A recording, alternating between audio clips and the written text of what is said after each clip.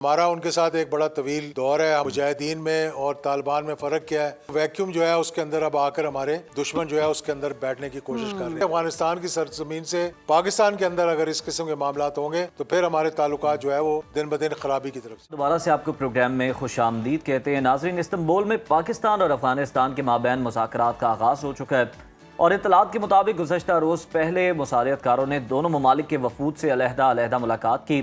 اس کے بعد دونوں وفود آمنے سامنے بیٹھے اور آپ کو یاد کراتے چلیں کہ اسلام آباد نے طالبان رجیم سے سرحد پار عسکریت پسندی کے خلاف ویریفائبل ایکشن کا مطالبہ کر رکھا ہے اور اس سے قبل 3 نومبر کو پاک فوج کے ترجمان لیفٹیننٹ جنرل احمد شریف چودھری یہ واضح کر چکے ہیں کہ افغانستان کی سرزمین سے حملے رکوانا پاکستان کا ایک ایسا مطالبہ ہے جس پر کوئی سمجھوتا نہیں ہوگا. جی بالکل، اور اسی پر بات کرنے کے لیے ہمارے ساتھ موجود ہیں مسلم لیگ ضیاء کے سربراہ اعجاز الحق صاحب. بہت شکریہ آپ کے وقت کا. سنو پاکستان اور جو صورتحال بنی ہوئی ہے، کل سے پاک افغان مذاکرات کا دوسرا دور شروع ہو چکا ہے. آپ کیا سمجھتے ہیں کہ اس بار افغان طالبان سے معاہدہ طویل المدتی ہو پائے گا؟ کیا ممکن ہے کہ طالبان اب کی بار اپنے معاہدے اور وعدے پر قائم رہیں گے؟ امید تو ہے. دیکھیں، پاکستان کو انگیج رہنا چاہیے، طالبان کے ساتھ اتنی دوریاں نہیں اختیار کرنی چاہیے کہ جو ایک ویکیوم کریٹ ہو جائے اور اس ویکیوم کو جس طرح اب ہو رہا ہے کہ ہمارے دشمن آگے اس کو فل کر لیں.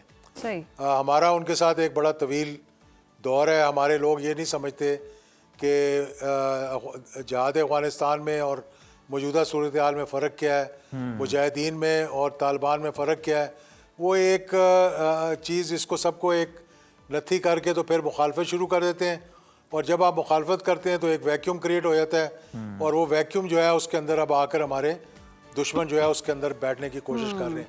تو ہمارے جو افغانستان کے ساتھ تعلقات ہیں، جو پاکستان نے قربانیاں دی ہیں اور جو اتنی بڑا ہم نے جہاد جو ہے وہ ایک اس صدی کا سب سے بڑا ایک معجزہ تھا، وہ جب کامیابی کے ساتھ معاملات ہو گئے ہیں تو اب اس معاملے کو دوریاں نہیں لانی چاہیے. ہاں، یہ بات افغان طالبان کی حکومت کو بھی پتہ ہے اور ہمیں بھی پتہ ہے کہ جو پاکستان کے اندر انسرجنسی ہو رہی ہے، دہشت گردی ہو رہی ہے، اس کی جڑیں اور اس کی بیسز افغانستان کے اندر ہیں.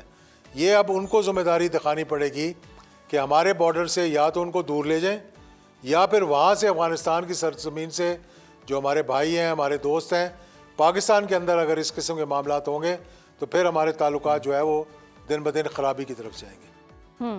اعجاز صاحب، اب دیکھا جائے تو یہ وہ افغان طالبان ہیں جن کو امریکہ کے خلاف پاکستان نے سپورٹ کیا، رشیا کے خلاف سپورٹ کیا، لیکن بدقسمتی سے گزشتہ 3 سالوں میں پاکستان میں دہشت گردی انہی کی وجہ سے دوبارہ سر اٹھا چکی ہے.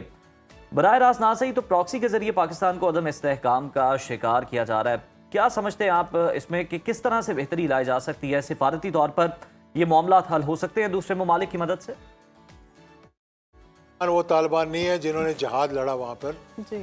یہ طالبان وہ طالبان نہیں ہے جن کی پاکستان نے سرپرستی کی. 9/11 کے بعد جو حملہ ہوا امریکہ نے کیا، اس میں پاکستان طالبان کے ساتھ نہیں کھڑا ہوا تھا بلکہ امریکہ کے ساتھ کھڑا ہوا تھا. اگر آپ کو یاد ہو کہ جب وہ تھریٹ کیا تھا پاکستان کو، جس کو بعد میں جنرل مشرف نے نہیں مانا، تو وہ طالبان کو مجاہدین کے ساتھ آپ ریلیٹ نہیں کر سکتے.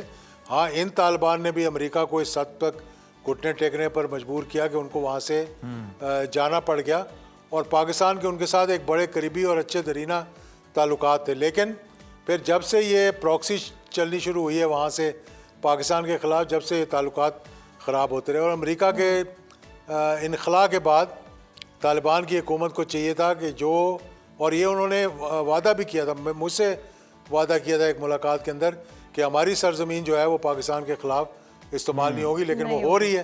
اور جب وہ ہو رہی ہے تو پھر تعلقات تو لازمی بات ہے خراب ہونے. تو اس میں براہ راست پاکستان اور افغانستان کو بیٹھ کر بات چیت کرنی چاہیے.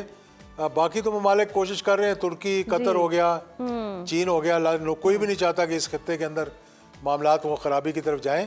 لیکن جو بات آپس میں ہو سکتی ہے اتنے تعلقات کے بعد، وہ کوئی اور تیسری قوت آگر معاملات یقیناً ثالثی کا کردار بھی ادا کیا جا رہا ہے اور یہ معاملہ حل کرنے کی کوشش کی جا رہی ہے. اعجاز الحق صاحب ہمارے ساتھ موجود تھے, بہت شکریہ آپ کے وقت کا, اور جس طرح کی صورتحال ہم دیکھ رہے ہیں وی ہوپ کہ مذاکرات جو ہیں وہ کامیاب ہو سکیں. پاکستان کا یہی مطالبہ تھا جی کہ جو سرزمین ہے, افغان سرزمین ہے, اس کو دہشت گردی کے لیے استعمال نہ کیا جائے, پاکستان کے خلاف استعمال نہ کیا پاکستان تو جائے. ہمیشہ سے باہم امن کا داعی ہے اور اپنے تمام ہمسایوں سے نہ صرف امن بلکہ اچھے تعلقات بھی چاہتا ہے, بشرط یہ کہ وہ بھی اس پر آمادہ ہوں.